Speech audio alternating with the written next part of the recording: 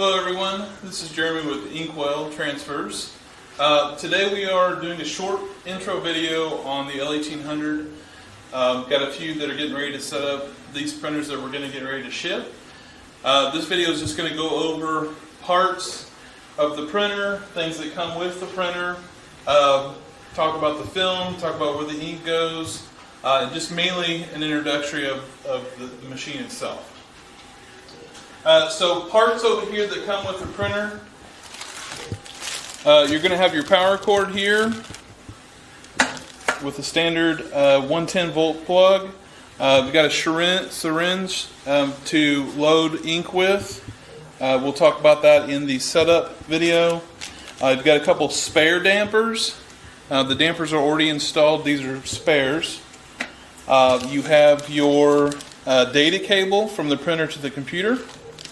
And then this right here is the tray, the exit tray.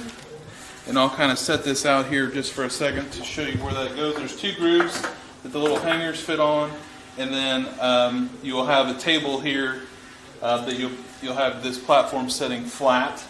So the film will come out completely flat here with this platform. Alright.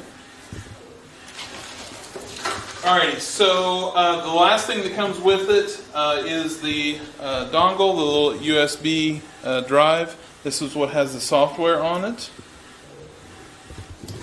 So that is, and in both videos we'll mention when you get these printers, you want to do the software setup first, right off the bat, because you don't want to put any ink or do any startup really with the printer until you know everything is good to go with the software. If there's any kind of needs with trying to change software around or work through any bugs with the software, you want to make sure and get that done before you start doing anything with the printer and putting ink and such in, and that type of thing. Alright, so parts of the printer, you can see here there's a lid here that's kind of see-through to be able to see in here all the time. You can leave this open while you're obviously looking in here and doing work.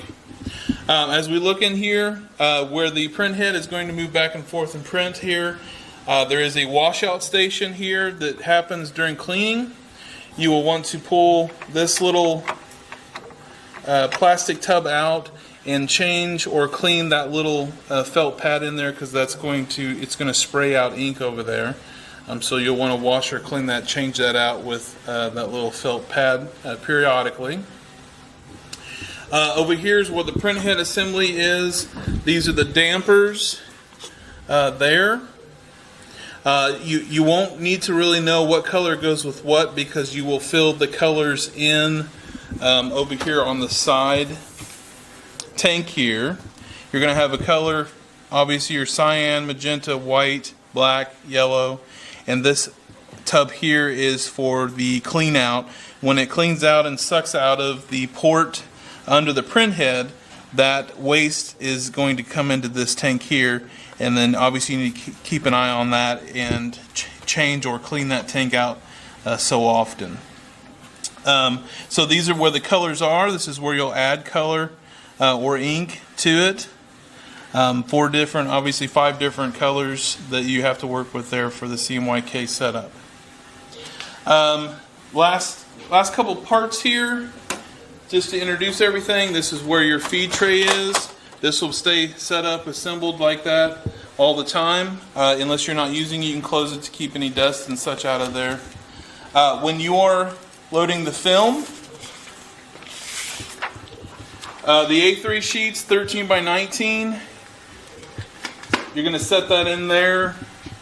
You're going to adjust this in so that's slightly snug against the film. When you actually do load this to start printing, it is a good idea to have 13, 14 sheets in there. Typically the feeder works considerably better when you have more than a small number of sheets in there.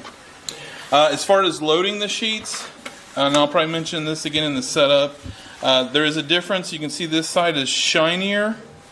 That is not the print side. The glossier side, the release agent that is put on the film, that's the side that needs to be out towards you as you're printing. So it feeds in and it prints down on that glossy side.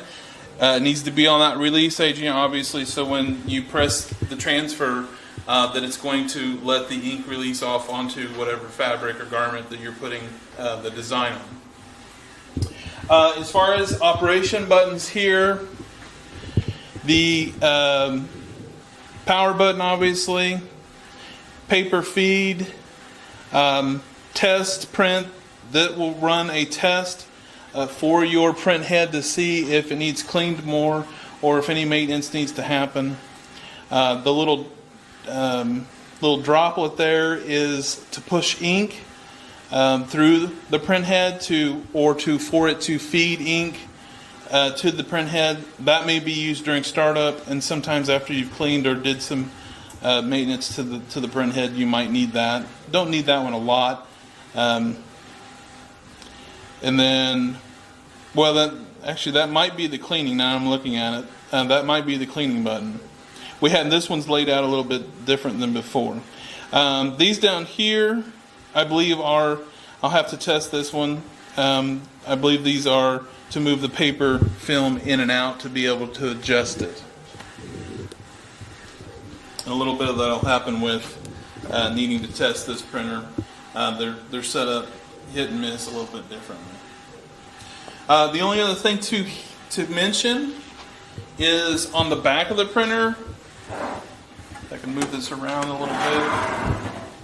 On the back of the printer, you've got your plug-in, you've got your main power source here, switch. You got your data plug-in for the USB. And I think, I haven't used this button before, but I think this button is just a reset button on the printer. Which I don't imagine you would use that very often. I think that's about everything to mention on the setup. We'll do an additional video here on the actual parts of setting up the printer itself.